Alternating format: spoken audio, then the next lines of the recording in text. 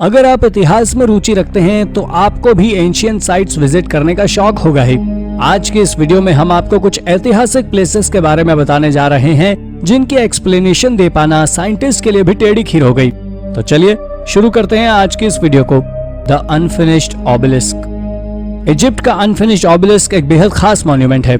ये एक विशालकाय पत्थर है जिस पर आकृतियां उकेरी गई हैं। ये दुनिया का सबसे बड़ा नमूना है। ये इजिप्ट की बकमाल इंजीनियरिंग स्किल्स का बेजोड़ नमूना है। 3500 साल पुराना ये ऑबेलिस्क अब तक का सबसे बड़ा ऑबेलिस्क है, यानी न्यू किंगडम की 18th डायनेस्टी के समय का। इस समय किंग थटमोस II की वाइफ क्वीन हाटशेपस इजिप्ट पर शासन कर रही थी। इस ऑबेलिस्क का निर्माण भी क्वीन हाटशेपस ने ही करवाया था। वैसे तो इसे टेंपल में रखा जाना था, लेकिन इसके बड़े साइज की वजह से इसे हिलाया नहीं जा सकता और ये आज भी उसी जगह पड़ा हुआ है जहां इसका कंस्ट्रक्शन हुआ। लगभग 36 मीटर लंबा ये ऑबेलिस्क 200 टन का है। इस टेराकोटा आर्मी रियल और फेक? हमारी लिस्ट की अगली जानकारी आपको भी हैरानी में डाल देगी। हाल ही में हुई एक रिसर्च के बाद एक्सपर्ट्स का कहना है या तो टेराकोटा आर्मी पूरी तरह से फेक है और या फिर प्राचीन समय में चीन में रहने वाले लोगों को इलेक्ट्रोलाइटिक क्रोमियम प्लेटिंग के बारे में बाकी दुनिया से बहुत पहले जानकारी थी। जैसा कि सभी जानते हैं, टेराकोटा आर्मी हजारों सैनिकों के स्टैचू हैं जिन्हें चीन के पहले राजा शी हुआंग में मकबरे में दफन किया गया था। 2007 से पहले तो आर्कियोलॉजिस्ट को इन स्टैचूज को स्टडी करने की इजाजत नहीं थी, पर जब 2007 में जर्मनी ने इन पर रिसर्च की तो सामने आया कि ये स्टैचूज सिर्फ 2 दशक पुराने हैं, क्योंकि इन पर क्रोमियम की प्लेटिंग की गई थी और इस टेक्नोलॉजी का आविष्कार 1920 में यूरोप में हुआ। यानी अब या तो पूरी की पूरी टेराकोटा आर्मी फेक है या फिर 2000 साल पहले चीन में रहने वाले लोग इलेक्ट्रोलाइटिक क्रोमियम प्लेटिंग का आविष्कार कर चुके थे। कैलाशा टेम्पल। भारत की एलोरा केव्स में स्थित कैलाश मंदिर प्राचीन समय का बेहद रहस्यमय मंदिर है। टाइम्स ऑफ इंडिया के अनुसार यह दुनिया का सबसे बड़ा सिंगल मोनोलिथिक स्ट्रक्चर है। एलोरा केव में स्थित 32 मंदिरों में से कैलाश मंदिर एक है। इनमें से ज्यादातर मंदिर जलमग्न हो चुके हैं। आर्कियोलॉजिस्ट का कहना है ये सभी मंदिर लास्ट आइस एज के समय के हैं। हिस्टोरिकल रिकॉर्ड्स के अनुसार ये मंदिर 8th सेंचुरी में लॉर्ड कृष्णा के द्वारा बनवाया गया था। ऐसी मान्यता है कि एक रानी ने अपनी पति की तबीयत खराब होने पर भगवान शिव की आराधना की और उसके ठीक होने के बाद उसने भगवान शिव को ऑनर करने के लिए यह मंदिर बनवाया। आर्कियोलॉजिस्ट का कहना है इस मंदिर को बनाने में लगभग 100 सालों का समय लगना चाहिए, लेकिन हिस्टोरिकल रिकॉर्ड्स के अनुसार ये मंदिर महज 18 सालों में बन गया था। इंजीनियर्स भी हैरान हैं कि सालों पहले बिना किसी मॉडर्न टूल के इसे इतने कम समय में कैसे बनाया गया होगा। Screaming mummy. एक साधारण मम्मी को देखकर ही हम में से कई लोग डर जाते हैं, तो फिर स्क्रीमिंग मम्मी की तो कल्पना भी आपका दिल दहला देगी।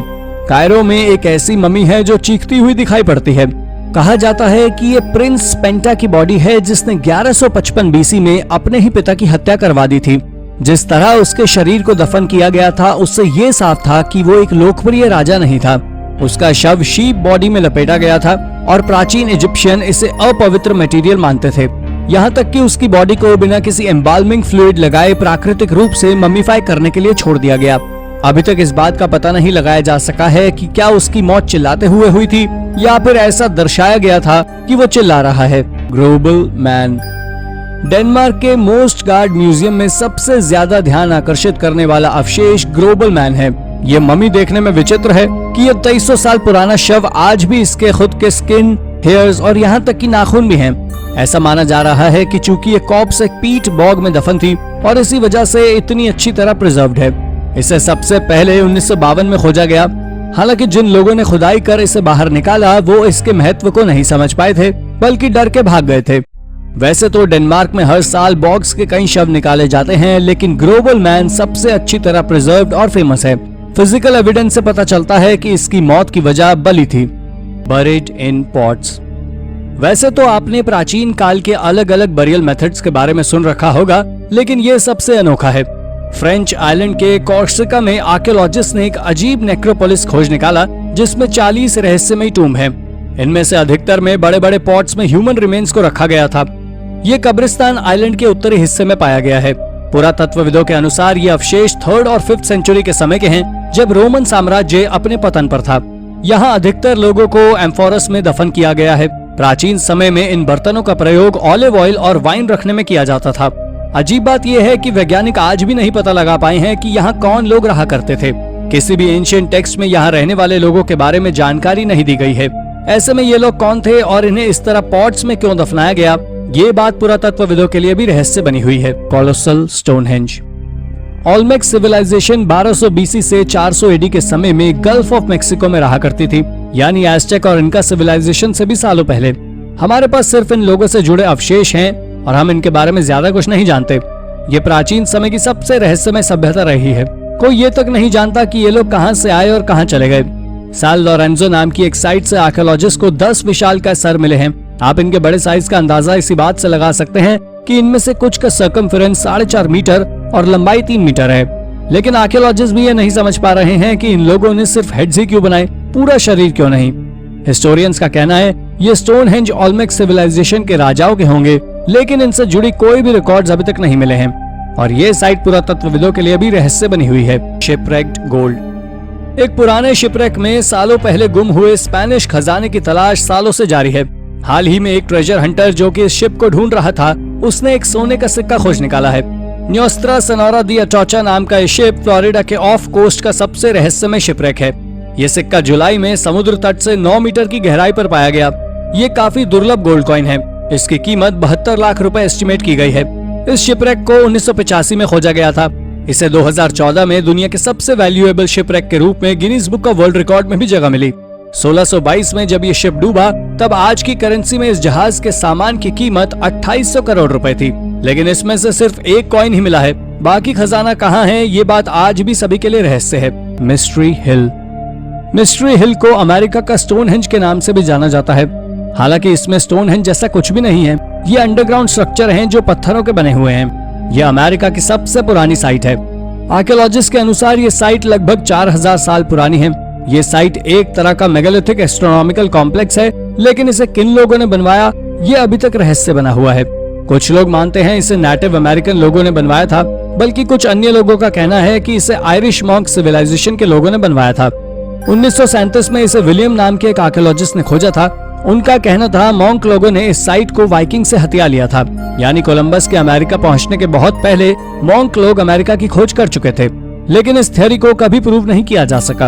एंशिएंट केव सिटी। क्रिमिया रीजन में एक छोटा सा मिडिवल टाउन है जिसका नाम एस्की कैरमन है। ये टाउन अपनी गुफाओं के लिए प्रसिद्ध है। ये सभी गुफाएं 6th सेंचुरी के समय की हैं। इस पूरे टाउन में 300 से भी अधिक गुफाएं हैं। ये गुफाएं उन लोगों में शायद शेल्टर्स हैं, घर के तौर पर बनाई हो, पर धीरे धीरे ये पूरा शहर ही गुफाओं का शहर बन गया। केव सिटी नाम से जाने वाले इस शहर में टेम्पल, चर्चेज और फ्रेस्कोस भी थे। 8th सेंचुरी में कासास लोगों ने इस जगह पर हमला किया, लेकिन फिर भी केव सिटी के लोगों ने उनका विरोध किया और अपनी जगह को वापस हासिल करने में सफल भी रहे।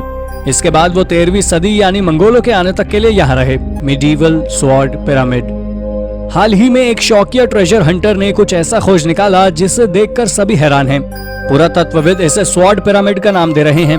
ये कमाल का आर्टिफैक्ट सैटन ह्यू नाम की इंग्लैंड की सबसे फेमस आर्कियोलॉजिकल साइट से मिला है। हालांकि ये कोई रियल पिरामिड नहीं है, बस एक तरह की शील्ड है जिसका प्रयोग राजा महाराजा अपनी तलवार को रखने के लिए किया करते होंगे। ये आर्टिफैक्ट सोने और गार्नेट का बना हुआ है और सैटन ह्यू में पाए गए बाकी आर्टिफैक्ट से काफी ज्यादा मेल खाता है।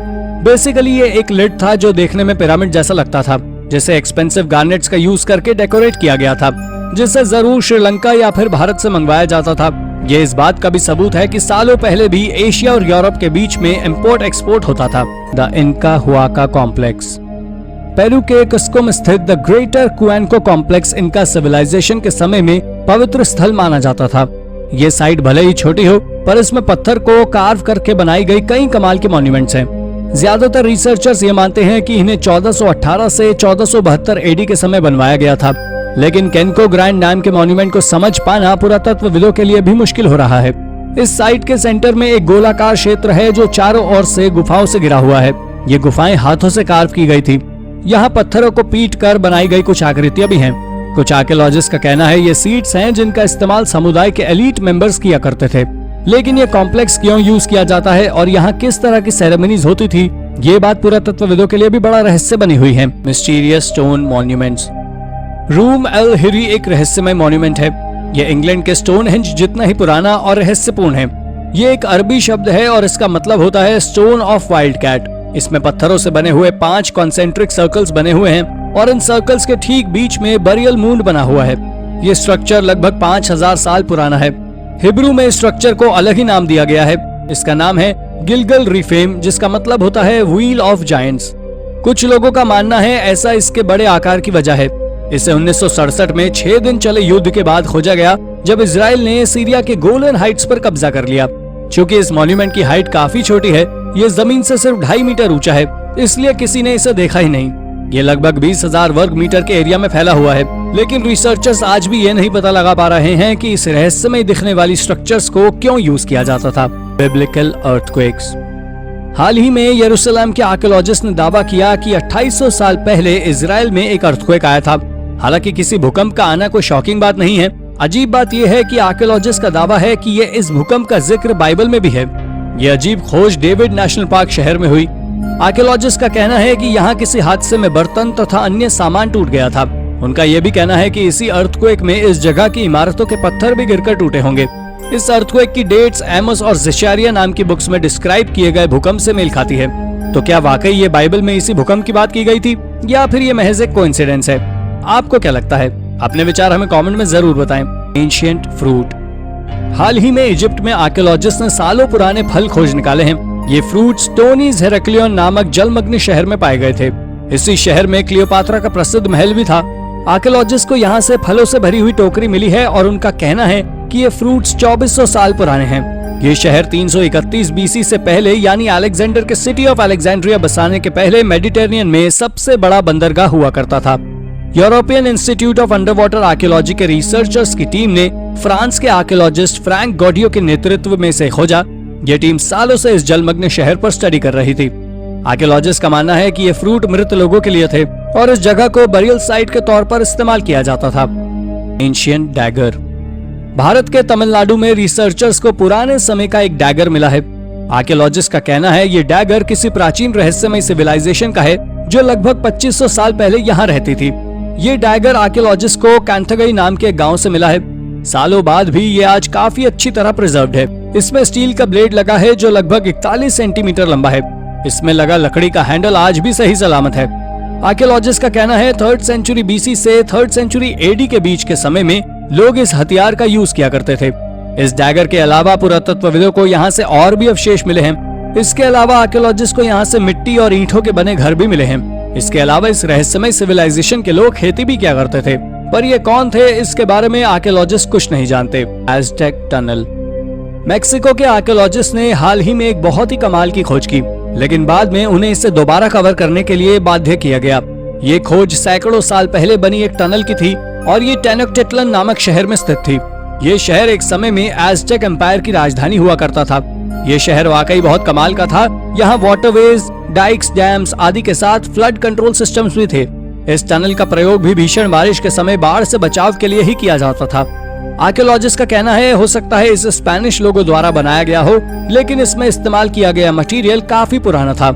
इसकी दीवारों पर कई प्री हिस्पैनिक गिल्फ्स भी कार्व की गई थी, जैसे कि बारिश की बूंदे, पक्षी या फिर एज़टेक वॉशशील्ड। लेकिन अभी आर्कियोलॉजिस्ट के पास इतना पैसा नहीं है कि इस टनल का एक्सकेवेशन किया जा सके, इसीलिए इसे बंद कर दिया गया है ताकि ये महत्वपूर्ण अवशेष नष्ट न हो और भविष्य में इस पर रिसर्च करके पूरी जानकारी जुटाई जा सके। New Pompeii discovery. आपको पता ही होगा कि पोम्पेई माउंट वेसुवियस के इरुप्ट होने पर नष्ट हुआ था और इस पूरे शहर के ऊपर लावा की एक परत जम गई, जिसकी वजह से ही ये लगभग 2000 सालों तक सुरक्षित रहा। लेकिन हाल ही में हुई एक स्टडी में सामने आया कि माउंट वेसुवियस का इरप्शन एक बार में नहीं हुआ था, बल्कि हम अभी तक यही मानते आए हैं कि वेसुवियस का विस्फोट अचानक हुआ था और लोगों को जान बचाने का मौका ही नहीं मिला था। पर ऐसा नहीं था। 24 घंटों में लगातार कई बार विस्फोट हुआ। कुछ लोग अपनी जान बचाकर चले भी गए, पर अधिकतर लोग यहीं रुके रहे, क्योंकि हर विस्फोट के बाद उन्हें यही लगा था कि ये आखिरी है। डिमोनिलिक्स। 1891 में अमेरिका के जियोलॉजिस्ट डॉक्टर E.H. बार्बर ने नेब्रास्का में स्पाइरल शेप के रॉक स्ट्रक्चर को स्टडी किया, लेकिन सालों चली इस रिसर्च के बाद भी वो कोई कंक्लूजन नहीं निकाल सके। ये अजीब से दिखने वाले स्ट्रक्चर्स रेत और किसी व्हाइट मटेरियल के बने हैं, जिसके बारे में हम नहीं जानते। इसमें से हर पिलर के नीचे रोडेंट का मृत शरीर भी मिला है। इन्हें डिमोनिलिक्स नाम दिया गया है। ऐसा कहा जा रहा है कि ये शेप पॉलीकास्टस नाम के एक जीव ने बनाया है, जो लगभग 20 मिलियन वर्ष पहले ही विलुप्त हो चुका है। आप इस स्पीशीज की तुलना आज के समय के बीवर से कर सकते हैं। हालांकि ये थ्योरी के पक्ष में कोई सबूत नहीं है, लेकिन अभी के लिए साइंटिस्ट के पास कोई और एक्सप्लेनेशन भी नहीं है। Ancient Egyptian toe. वैसे तो हम आर्टिफिशियल लिम्ब्स को आधुनिक तकनीक मानते हैं, लेकिन क्या आपको पता है इजिप्ट में सालों पहले लोग नकली पैर बना चुके थे। हाल ही में एक इजिप्शियन मम्मी के पांव पर एक नकली लकड़ी का बना अंगूठा मिला है। पुरातत्वविदों का कहना है कि जिस महिला की ये मम्मी है उसकी मौत लगभग 3000 साल पहले हुई थी। एक्सपर्ट्स की रिसर्च के अनुसार कई बार रीफिट किया गया था और इसकी वजह शायद ये रही होगी कि ये नकली अंगूठा महिला के लिए कंफर्टेबल हो। ये महिला एक प्रीस्ट की बेटी थी, यानी ये मेडिकल ट्रीटमेंट आम जनता के लिए भी उपलब्ध था। ये दुनिया का सबसे पुराना प्रोस्थेटिक लिम्ब था। इस बात से आप अंदाजा लगा सकते हैं कि हमारे पूर्वज टेक्नोलॉजी के मामले में इतने भी पिछड़े नहीं थे जितना हम उन्हें समझते आए हैं। वेम्पायर इन वेनिस। अभी हमने हजारों साल पहले की विकसित डॉक्टरी टेक्नोलॉजी की बात की, लेकिन हमारी लिस्ट में अगली खोज हमें ये बताती है कि दुनिया के हर हिस्से में मेडिकल साइंस ने इतनी तरक्की नहीं की थी और लोग बीमारियों को सुपरनैचुरल पावर्स और आपदाओं से जोड़कर ही देखते थे। वेनिस के द्वीप पर मिले एक कंकाल के दांत बाहर की ओर निकले हुए थे, बिल्कुल किसी वैम्पायर की तरह। इस आदमी की बहुत बुरी तरह हत्या की गई थी और पुरातत्वविदों का मानना है कि इसकी वजह थी कि उस साल प्लेग की वजह से लगभग 50,000 लोगों की जानें गई थी और लोगों का मानना था ये आदमी प्लेग का कैरियर था। कम नॉलेज और अंधविश्वास के चलते किसी आदमी की हत्या कर देना वाकई बहुत क्रूर था। 300 मिलियन ईयर ओल्ड बोल्ट। हमारी अगली खोज को देखने के बाद आप बिल्कुल भी अंदाजा नहीं लगा पाएंगे कि ये कोई आर्कियोलॉजिकल डिस्कवरी भी है। असल में ये एक बोल्ट है। ऐसे कई बोल्ट आपने रोजमर्रा की जिंदगी में देखे होंगे, लेकिन इस बोल्ट की खासियत ये है कि ये 300 मिलियन वर्ष पुराना है। साइंटिस्ट को ये बोल्ट रशिया से 1998 में मिला था। ये बोल्ट एक पत्थर के अंदर पाया गया और ये पत्थर 300 साल पुराना है, इसलिए ये माना जा रहा है कि ये बोल्ट भी 300 साल पुराना होगा। कमाल की बात यह है कि ऐसे एक नहीं बल्कि कई बोल्ट मॉस्को से मिले हैं। कुछ एक्सपर्ट्स का कहना है कि ये फॉसिल्स हो सकते हैं, लेकिन सभी जानते हैं कि ये महज कल्पना भर है।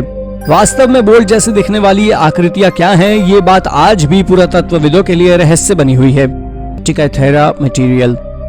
अगर हम एंटिकाइथेरा मटेरियल को प्राचीन समय का कंप्यूटर कहें तो शायद कुछ गलत नहीं होगा। कई साइंटिस्ट ऐसा मानते भी हैं, लेकिन ये सभी इस थ्योरी पर विश्वास नहीं करते।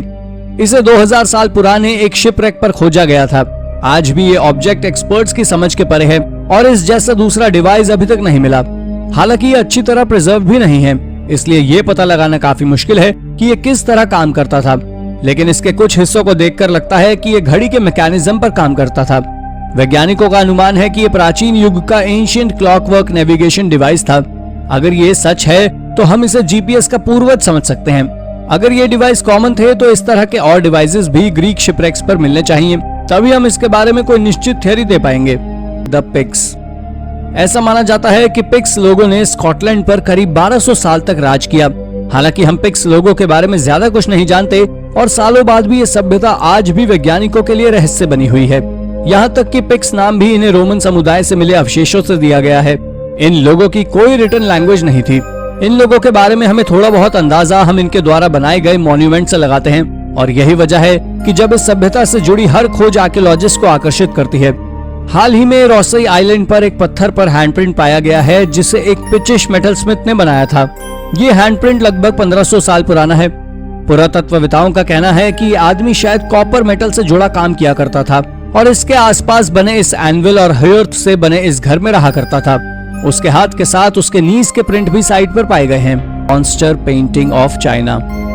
2017 में चीन में आर्कियोलॉजिस्ट ने एक 1400 साल पुराने टूम्ब में बनी इस मॉन्स्टर आर्ट को खोजा था, लेकिन आज 4 साल बाद भी ये आर्ट पुरातत्वविदों के लिए एक रहस्य बनी हुई है।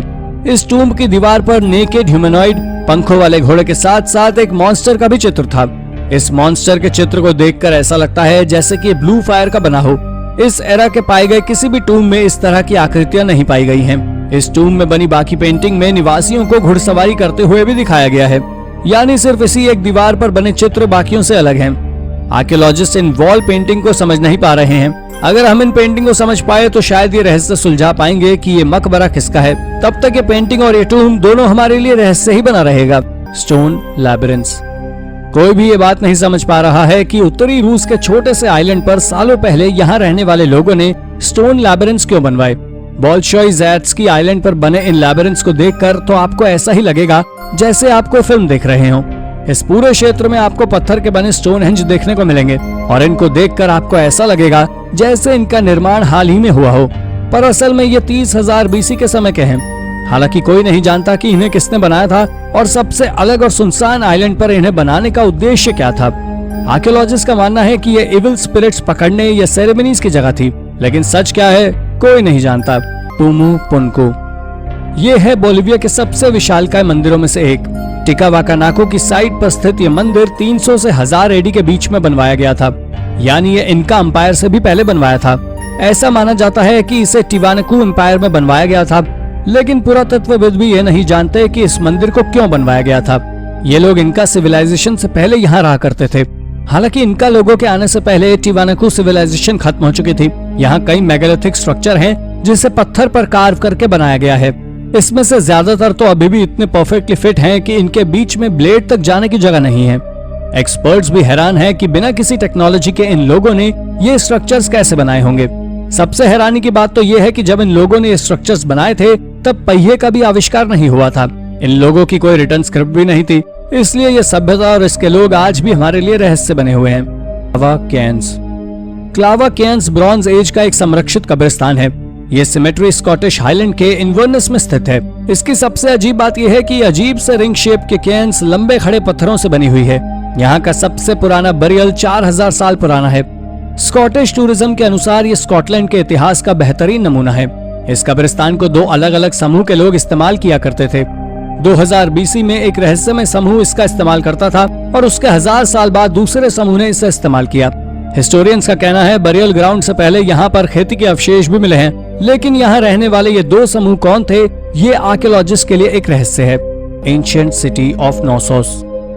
आज के समय के ग्रीस में स्थित आइलैंड ऑफ क्रीट के ऐतिहासिक अवशेष आज भी सबको आश्चर्यचकित कर देते हैं। जी हाँ, हम बात कर रहे हैं मिनियोन्स की। ये जगह संपूर्ण यूरोप में पहला सेंट्रलाइज स्टेट है, यानी ग्रीस के बनने से बहुत पहले। यहाँ से मिले आर्टिफैक्ट्स और आर्टवर्क से पता चलता है कि मिनियोन्स लोग फीमेल डाइटी में मानते थे। यहाँ तक कि ये लोग महिलाओं और पुरुषों को एक समान मानते थे, जो कि प्राचीन विश्व में बहुत ही रेयर था। यहाँ से मिला सबसे पुराना आर्टिफैक्ट 3000 साल पुरानी एक रिंग है। इसके बारीक डिजाइन इतने बेहतरीन हैं कि शायद इन्हें कार्व करने के लिए मैग्नीफाइंग ग्लास की जरूरत पड़ी होगी। इस पर एक इंस्क्रिप्शन भी लिखा हुआ है, लेकिन स्कॉलर्स और रिसर्चर्स आज भी इसे डिकोड नहीं कर पाए हैं। जब तक इस इंस्क्रिप्शन को डिकोड नहीं कर लिया जाता तब तक ये रिंग किसकी है ये सभी के लिए एक रहस्य ही होगा। Easter island glyphs.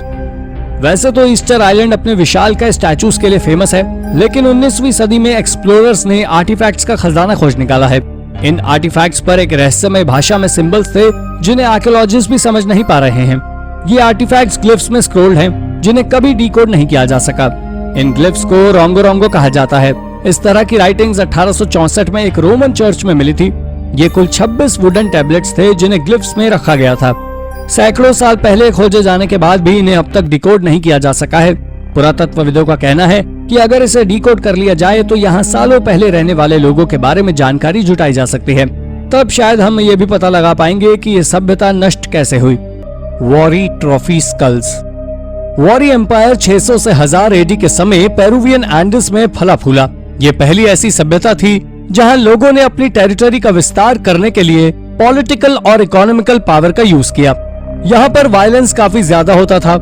एक्सपर्ट्स का मानना है कि पॉलिटिकल और मिलिट्री एलीट लोग फॉरेन लोगों को, खासकर मर्दों और बच्चों को अगवा कर उनकी बलि दे दिया करते थे। इतना ही नहीं, वो इन्हें मारने के बाद उसके स्कल को पियर्स करके बिल्कुल किसी ट्रॉफी की तरह बना दिया जाता था। अब आप ही सोचिए, क्या आप किसी ऐसे इंसान से पंगा लेना चाहेंगे जिसके भाले पर एक स्कल लगा हो? साउथ वेस्टर्न पेरू की उराका नाम की आर्कियोलॉजिकल साइट से इस तरह के 12 ट्रॉफी हेड्स मिले हैं। इसमें से एक स्कल के सिर पर छेद करके रोप डाली गई थी। इसके अलावा वहां पर एक पैम्पस कैट का भी इसी तरह का स्कल मिला है, जिससे पता चलता है कि कैट्स भी इस क्रूर कल्चर का हिस्सा थी। पावरफुल होने के बावजूद वॉरी सिविलाइजेशन 800 एडी के दौरान डिक्लाइन होने लगी। 1100 तक इसका अंत हो गया। हालांकि इस सभ्यता के खत्म होने के कारण अभी भी अननोन है, लेकिन हिस्टोरियंस का मानना है कि मौसम में बदलाव जैसे ड्रॉट आदि की वजह से ये सभ्यता नष्ट हुई होगी। Cops mix up. नॉर्थ कैरोलिना की एक फैमिली को अपनी माँ के फ्यूनरल पर एक अजीब चीज देखने को मिली। उन्होंने देखा कि कैस्केट में कोई और ही इंसान था। जेनिफर और जेनिटा नाम की 2 लड़कियां जब अपनी माँ के अंतिम दर्शन के लिए गई तो उन्होंने पाया कि कैस्केट में उनकी माँ की नहीं बल्कि उनकी माँ के ही कपड़ों में किसी और की बॉडी थी। इसके बाद उन्होंने इस चीज की शिकायत फ्यूनरल होम स्टाफ से की। पहले तो स्टाफ ने मिक्सअप होने से इनकार किया, लेकिन जब जेनिफर और जेनेटा ने उन्हें क्रॉस चेक करने के लिए इंसिस्ट किया तो स्टाफ को उनकी मां की बॉडी एम्बॉल्मिंग रूम में ही मिली। हालांकि फ्यूनरल होम की तरफ से तो ये इशू रिजॉल्व कर दिया गया, लेकिन सिस्टर्स का कहना था उन्हें लगता है ये काफी बड़ी गलती है और स्टाफ को उनसे माफी मांगनी चाहिए थी और ये भी इंश्योर करना चाहिए कि वो इस तरह की गलती दोबारा रिपीट न करें। और इसके लिए क्या प्रिकॉशंस लिए गए हैं? N ancient murder cover up. लगभग 1300 साल पहले शी यानजी सिमेट्री में एक आदमी का मर्डर करके उसे दफन कर दिया गया था।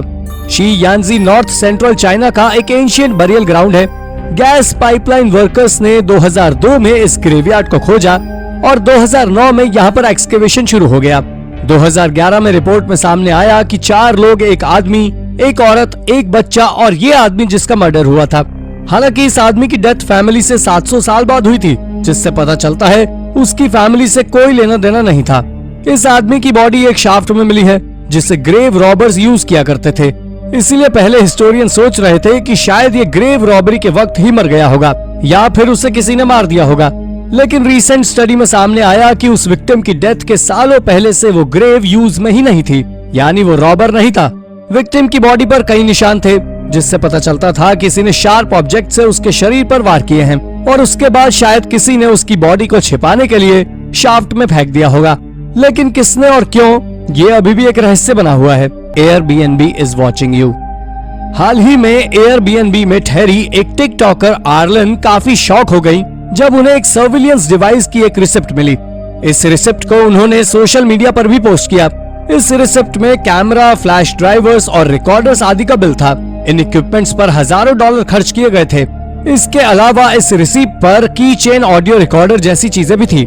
ये कैमरास Airbnb में दिए जाने वाले की चेन्स और चार्जर्स जैसे अन्य सामान की तरह ही दिखते थे। आर्लन हाल ही में उटाह से हाउस्टन शिफ्ट हुई थी और B&B में रुकी हुई थी। पहले वो जिस जगह रही वो काफी अनहाइजीनिक थी, इसलिए कंप्लेंट के बाद उन्हें शिफ्ट करवा दिया गया। यहाँ पर सब कुछ ठीक था, पर जाने से एक दिन पहले जब वो कमरे की सफाई कर रही थी उन्हें ये बिल मिला। हालांकि उन्होंने कंप्लेंट तो की, लेकिन कोई खास एक्शन नहीं लिया गया।